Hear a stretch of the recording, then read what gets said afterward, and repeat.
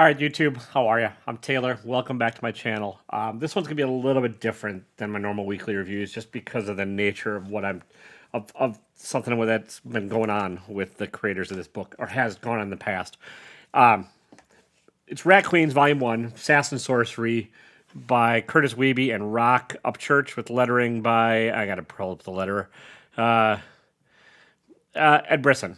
And there's some issues with this, and we'll get into it. But first, the winner of last week's giveaway is J Spades 52. So if you don't want to watch the video any further, J Spades 52 won last week's giveaway. Get a hold of me, and I'll get the volume of Red Winter out to you, sir. And thank you, and I appreciate it. The reason this one's a little bit different, and I'm not even sure I should be making a review of it. I'm not sure I should be bringing attention to this book. I just don't know. It's more a question than anything else, as far as whether or not you can separate the behavior of a person from their work and from their creation. And I don't know that answer. Rock Upchurch is what's mainly, he's the artist on this and co-creator and coloring and all that.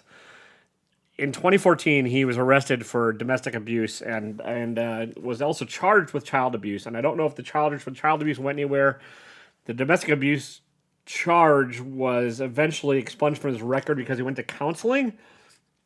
So there's that. But his ex-wife has made statements since then that claim that was not necessarily the end of it, and that he was still not the nicest of guys. And I've read an interview with him where he didn't ever apologize for it. He basically said she started it, which is not probably a good excuse to anything ever.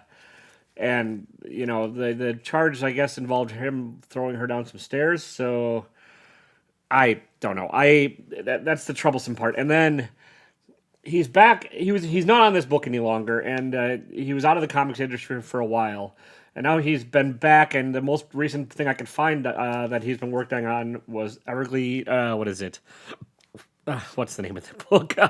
Everglade Angels, with Scott Lobdell, who also is issues. Scott Lobdell's been accused of sexually harassing several artists and several females in the industry. So, yeah, whether or not the Rock has changed his behavior and the counseling helped and all that, I don't know. Some of the characters and individuals he chooses to keep company with doesn't make it sound like he's made still the wisest of choices with his life. And that's kind of it. I don't know. Like I said, I don't know if you can separate an artist from their art. I don't know if that's possible, and it's not my. I don't think it's in my purview to say whether or not you should. But that's just know that that's sort of what's going on with this book. I'm going to still talk about the book, and I'm going to try and give an honest review of it, and I'll give it away. So if anybody wants it, just leave a comment down below, and I'll give it away next week. If you don't, that's fine. And if you don't want to watch the review, or if you want to call me out for reviewing it, or you want to have a discussion, we can make a further video of it. I'd love to talk about that. And I'd love to talk further about whether or not you can separate an artist from their art. It's a touchy subject, and I'm coming from a place of privilege as a straight white male, and I know that. So it's a shrug on my part. I don't know. Should Upchurch? Yeah, I know he still receives royalties from these books, and I know he still receives, commissioned art based on these characters, and I know he's still making a living. And should someone be forever barred from making a living based on their past? Should they be forced to choose something else? I have no. Yeah, I don't know.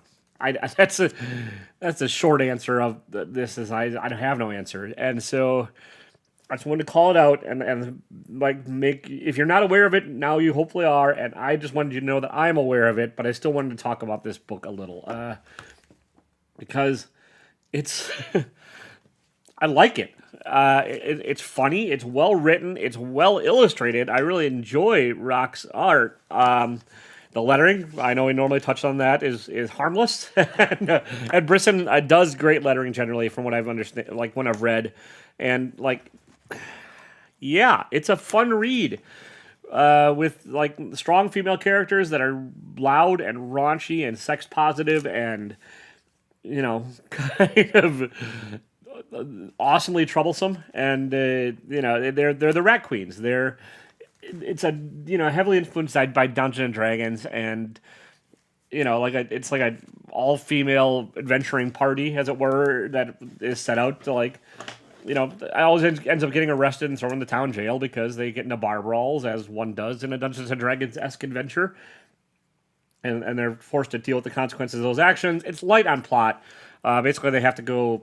They're assigned to go clear out a goblin's dungeon, and that leads to a controversy in and of itself. In that, hilarity ensues, awesomeness ensues, broken bones, blood, gore, guts, all of it.